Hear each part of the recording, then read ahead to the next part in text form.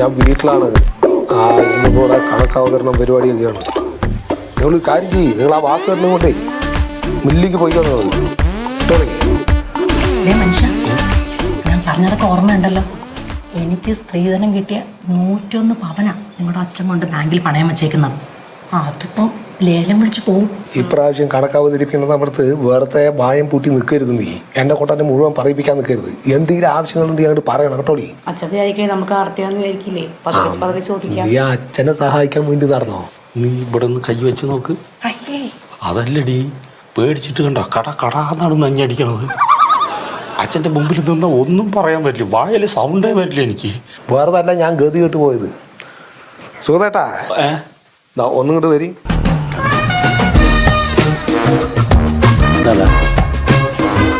അത് ഇപ്രാവശ്യം കാര്യങ്ങൾ അങ്ങനെ പോകാന്നൊന്ന് നോക്കാം. നമുക്ക് കാര്യങ്ങളും നമ്മൾ പറഞ്ഞമാതിരി വരുതിക്കല്ല വരണം വെച്ചെങ്കിൽ പിന്നെ വായും പൂട്ടി ഇരിക്കരുത്.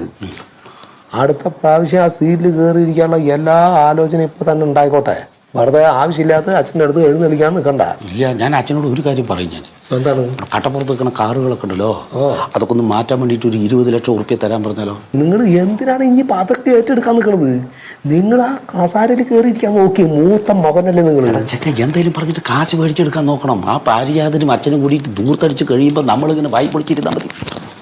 ഈ സത്യാവസ്ഥ പറയട്ടെ നിങ്ങളുടെ അടുത്ത്. നമുക്ക് എന്ത് തരണെങ്കിലും തന്ന പിടിക്കേ കട എടുക്കേണ്ട വരും. അത് പൈസ കയ്യിലില്ല.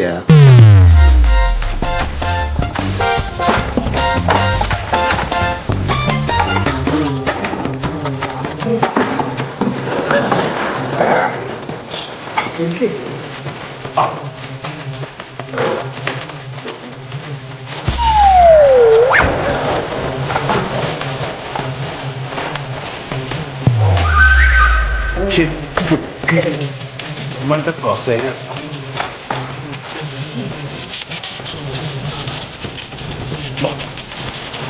ശരിയാമോ?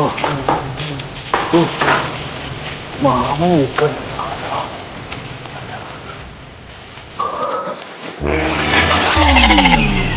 പ്രാക്ടീസ് ചെയ്ത് നോക്കിയിട്ട് കാര്യമൊന്നും കിട്ടാൻ പാടില്ല. മാവൻ കണക്കവതരിപ്പിക്കുന്നതിന് മുമ്പ് എല്ലാവർക്കും അവലുദാനമുണ്ട്.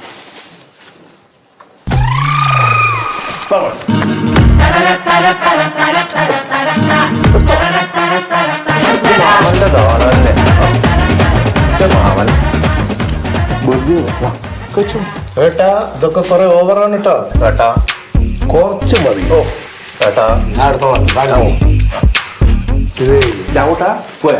കുചേരൊക്കെ അവര് കൊടുത്ത മാതിരിയാണ്.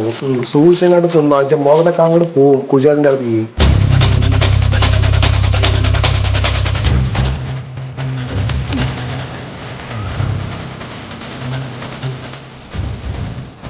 മാമ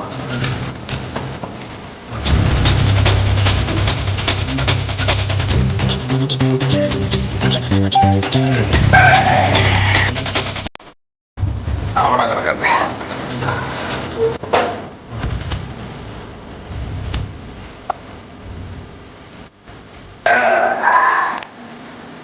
അപ്പോ പ്രിയപ്പെട്ട മക്കളെ, മരുമക്കളെ, എല്ലാവർക്കും നമസ്കാരം. നമ്മളുടെ ഈ വർഷത്തെ കുടുംബ ബജറ്റ് ഇവിടെ അവതരിപ്പിക്കാൻ പോവാണ്. അതിന് മുന്നോടിയായിട്ട് 1-2 വാക്കുകൾ നിങ്ങളുടെ ശ്രദ്ധയിലേക്ക് വരാൻ വേണ്ടി പറയുകയാണ്. നമ്മളുടെ മാസമുള്ള ചെലവിന് തന്നെ വട്ടിപ്പലിശക്കാരൻ്റെ അടുത്ത് പൈസ കടം വാങ്ങിയിട്ടാണ് ഇപ്പോൾ നടത്തിക്കൊണ്ട് പോണത്. ചെലവ് ഒരുപാടുണ്ട്, വരവില്ല. അതിൻ്റെ ഇടയിൽ തന്നെ ഇപ്പം കാറ് വാങ്ങണം പറഞ്ഞു. നമ്മൾ കാറ് വാങ്ങി. കാറിൽ നിന്നൊന്നും ഒരു വരുമാനം നമുക്ക് പറയാൻ പറ്റില്ല. പിന്നെ അത് വാടകയ്ക്ക് കൊടുക്കണം, അതിന് നിങ്ങൾ സമ്മതിക്കില്ല. ഒപ്പം തന്നെ നമ്മുടെ മന്മഥൻ്റെ കയ്യിൽ നിന്ന് വലിയ പൈസയൊക്കെ എടുത്തിട്ടാണ് ഇപ്പോൾ നമ്മൾ ഉരുട്ടിക്കൊണ്ട് പോണത്. ഒപ്പം നമ്മളുടെ കാർഷിക രംഗമൊക്കെ ആകെ താറുമാറായിട്ട് കിടക്കുകയാണ്. വേണ്ട രീതിയിൽ കൃഷി അതൊന്നും ലാഭകരമായിട്ട് വരുന്നില്ല.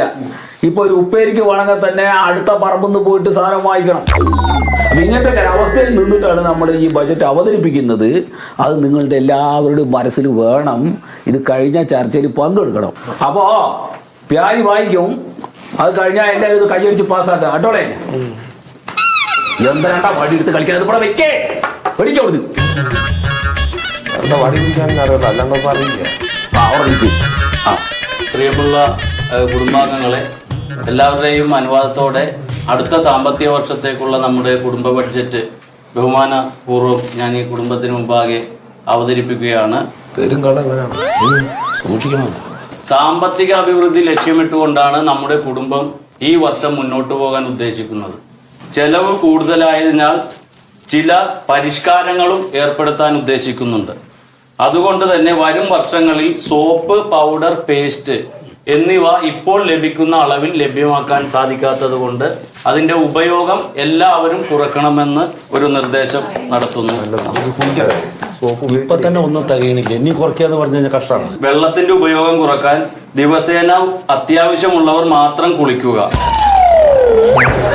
നമ്മുടെ കുടുംബത്തെ ലഹരി ഉപയോഗം ഘട്ടം ഘട്ടമായി കുറക്കുന്നതിന്റെ ഭാഗമായി ഇവിടെ നിന്നും ലഭ്യമായിക്കൊണ്ടിരിക്കുന്ന മദ്യത്തിന്റെ അളവ് കുറക്കും. ആവശ്യക്കാർക്ക് വേണ്ടുവോളം മദ്യം 24 മണിക്കൂറും നമ്മുടെ അടുക്കളയിൽ നിന്നും പണം കൊടുത്തു വാങ്ങാവുന്നതാണ്. അതിന്റെ ഉത്തരവാദിത്തം രാഘവേട്ടനെ ചുമതലപ്പെടുത്തുകയാണ്. 1-ാം തീയതി ലഭിക്കാതിരുന്ന മദ്യം ഇനി മുതൽ 365 ദിവസവും 24 മണിക്കൂറും നമ്മുടെ വീട്ടിൽ ലഭ്യമാവുന്നതാണ്. പിന്നെ പുറത്തു നിന്നുള്ള ഒരു ലഹരി പദാർത്ഥങ്ങളും നമ്മുടെ തറവാട്ടിൽ അനുവദിക്കുന്നതല്ല. അച്ഛൻ അറിയാതെ പറമ്പിൽ വാറ്റ് നടത്തുന്നത് കർശനമായി നിയന്ത്രിക്കാൻ ആലോചിച്ചിട്ടുണ്ട്. ഒരു പ്രധാന നിർദ്ദേശം, സമ്പത്ത് കണ്ടെത്തുന്നതിന് വേണ്ടി സമ്മാന കൂപ്പണുകൾ അടിച്ചിറക്കും.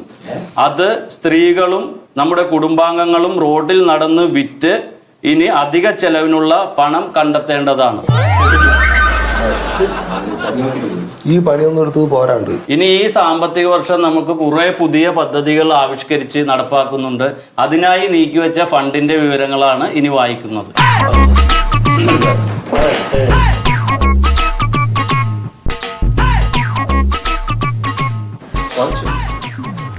ആമസോൺ കാടുകളിലെ വന്യജീവി സംരക്ഷണത്തിന് 2 ലക്ഷം രൂപ നമ്മൾ കൊടുക്കും.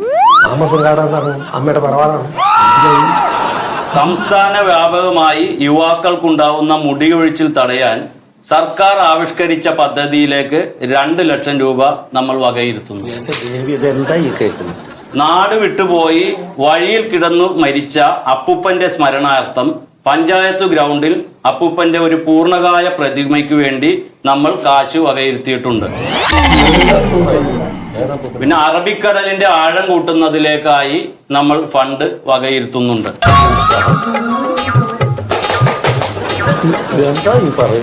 ഈ അടുത്ത് ഡോക്ടറേറ്റ് നേടി നമ്മുടെ കുടുംബത്തിന് അഭിമാനമായ നമ്മുടെ അമ്മായിയുടെ ഇളയ മോൾക്ക് വാഴക്കുല കൃഷി ചെയ്യുന്നതിലേക്കായി 50 ലക്ഷം രൂപ നീക്കി വെക്കാൻ ചിന്തയുണ്ട്. ലോക നിലവാരമുള്ള ബജറ്റ്. എന്റെ അമ്മാമ നമിച്ചില്ല. 2 വാഴക്ക പുഴുങ്ങി അണ്ണാക്കിനും തിരികെ കൊടുക്കാറുണ്ട്. ഇത്രയും നിർദ്ദേശങ്ങളാണ് അടുത്ത സാമ്പത്തിക വർഷത്തേക്ക് നമ്മുടെ കുടുംബത്തിലെ ബജറ്റ് എന്ന നിലയിൽ നിങ്ങളുടെ മുന്നിൽ വെക്കാനുള്ളത്. അപ്പോൾ വിശദമായ ചർച്ചയ്ക്കും തീരുമാനത്തിനും വേണ്ടി അച്ഛൻ്റെ അനുവാദത്തോടെ നിങ്ങൾക്ക് ഞാൻ ഈ ബജറ്റ് സമർപ്പിക്കുന്നു. നന്നായി. കൈയടിക്കേ. നീ ആർക്കെങ്കിലും എന്തെങ്കിലും പറയാനൊക്കെ പറഞ്ഞോളൂ. ഒന്നും പറയില്ല. ഒരു കാര്യം പറയട്ടെ. പറഞ്ഞോ. ഇവളുണ്ടല്ലോ വൈകിട്ട് 6 മണി മുതൽ 9 മണി വരെ സീരിയൽ കാണലാണ്. ശരി. ഇവിടെ അച്ഛൻ ന്യൂസ് കാണുന്ന സമയമാണപ്പോ. അതെ. അതുകൊണ്ട് ഞങ്ങൾ റൂമിൽ ഉള്ള TV വെക്കാൻ ഒരു അനുവാദം വേണം. വേറെ എന്താണ്? എനിക്ക് കുളിക്കണ്ട, ബാത്റൂമിൽ ഒരു ബക്കറ്റ് വെള്ളം വേണം. അത് വേറെ ആർക്കെങ്കിലും എന്തെങ്കിലും പറയാണ്ടോ? എനിക്ക് പറയാനുള്ള ഇവിടെ കുടിക്കാതെയും നനക്കാതെയും ലൈറ്റ് ഇടാണ്ടും കാശുണ്ടാക്കിയിട്ട് ഈ ആമസോൺ കാർഡിൽ കൊണ്ടുപോയി ചെരിയണം എന്തിനാണെന്ന് എനിക്ക് പിടുത്തം കിട്ടാത്തത്. ശരി. വേറെ എന്തെങ്കിലും ഉണ്ടോ? ഈ നമ്മുടെ അമ്മായിയുടെ മോൾക്ക് വാഴക്കൊലയ്ക്ക് 50 ലക്ഷം ഉറുപ്പ്യ കൊടുക്കുന്നത് അവളെ കൊണ്ട് പിന്നെ കെട്ടിക്കാനല്ലേ. ശരി. വേറെ ആർക്കെങ്കിലും എന്തെങ്കിലും പറയാണ്ടോ? നമ്മുടെ സ്വർണ്ണം ഒന്ന് ബാങ്കിൽ നിന്ന് എടുക്കാനുള്ള വല്ല വഴി ഉണ്ടാവോ? ശരി. വേറെ അച്ഛൻ ശരി ശരി എന്ന് പറയില്ല, സമ്മതം പറയണില്ല. അതെ, നിങ്ങൾക്ക് പറയാനുള്ള നിങ്ങൾ പറയും, എന്നിട്ട് പറഞ്ഞാൽ മതിയല്ലോ. അല്ല, ഇതൊക്കെ തന്നെയാണ്. ഇനി വേറെ എന്താണ് പറയാനുള്ളത്? കഴിഞ്ഞോ? ഈ എല്ലാ കാര്യങ്ങളും മന്മഥനെ ഏൽപ്പിക്കണ നേരം നമുക്ക് തന്നെ എല്ലാ പണികളും ഏറ്റെടുത്ത് നടത്തിക്കൂടെ എന്നൊരു ചിന്ത ഉണ്ട്. ശരി. അടുത്തത് ഒന്നും അല്ല അച്ഛാ, ഇനിയിപ്പോ എവിടേക്കാ ചെലവ് കുറയ്ക്കണത്?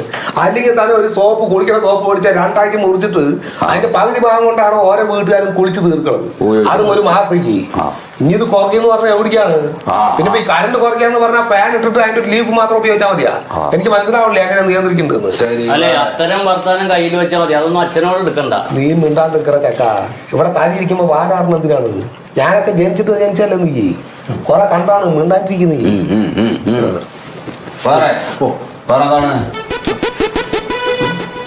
ആർക്കും കണ്ട് പറയണ്ട, പറയാന്ന്. അപ്പൊ ഒരു കാര്യം ചെയ്യാം, നിങ്ങൾ പറഞ്ഞതെല്ലാം അച്ഛൻ കേട്ടു. അപ്പൊ അതൊന്നും നമുക്ക് ഈ വർഷം പ്രാവർത്തികമാക്കാൻ പറ്റില്ല. ഇപ്പോ നമ്മുടെ ഈ ബജറ്റ് പ്രകാരം മുന്നോട്ട് പോകും. പിന്നെ നോക്കാം.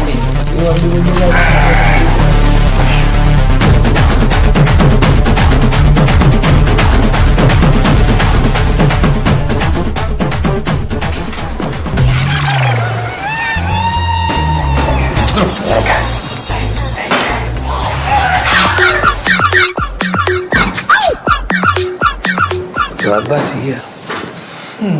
എല്ലാം പറയാൻ തന്നെയുള്ള ഒരു കാര്യം നടക്കില്ല. ഞാൻ പറഞ്ഞില്ലേ നിങ്ങളുടെ അടുത്ത് കൂടുതലൊന്നും ആലോചിക്കാനില്ല.